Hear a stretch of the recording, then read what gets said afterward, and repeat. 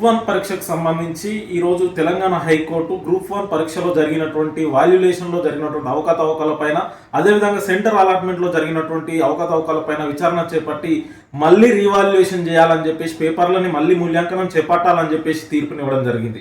ఈ తీర్పు రాష్ట్ర ప్రభుత్వానికి చెంపపెట్టు లాంటిది. ఎందుకంటే రాష్ట్ర ప్రభుత్వం గతంలోనే టీఎస్పీఎస్సీ ద్వారా అనేకమైనటువంటి అవకతవకలు జరుగుతూ ఉన్నాయి, పేపర్ లీకేజీలు జరిగినాయని గతంలో గ్రూప్ 1నే 2 సార్లు ప్రిలిమ్స్ రాసినటువంటి పరిస్థితి ఉన్నది అభ్యర్థులు.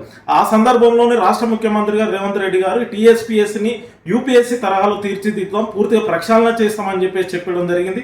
పూర్తిగా ప్రక్షాళన చేసిన తర్వాత కూడా నిర్వహించినటువంటి గ్రూప్ 1 పరీక్ష అక్టోబర్ 21 నుంచి 24, 2024లో నిర్వహించినటువంటి గ్రూప్ 1 మెయిన్స్ పరీక్షలో చేపట్టినటువంటి మూల్యాంకనంలో అనుభవజ్ఞులు అయినటువంటి ప్రొఫెసర్ల చేత ఆ వాల్యులేషన్ చేయించాలి. కానీ అట్లా చేయించలేదని చెప్పేసి కొంతమంది అభ్యర్థులు ఈరోజు కోర్టుకు వెళ్లడంతో ఈరోజు కోర్టు విచారణ చేపట్టిన తర్వాత తీర్పునివ్వడం జరిగింది. మళ్ళీ రివాల్యుయేషన్ చేయాలి లేదా పరీక్షను నిర్వహించాలి 8 నెలల లోపు అని చెప్పేసి టీజీపీఎస్సీకి ఈరోజు తీర్పునివ్వడం జరిగింది. అంటే ఈరోజు ఈ తెలంగాణ రాష్ట్రంలో ఉన్నటువంటి నిరుద్యోగ యువత జీవితాలతో చెలగాటం ఆడుతూ ఉన్నది టీజీపీఎస్సీ.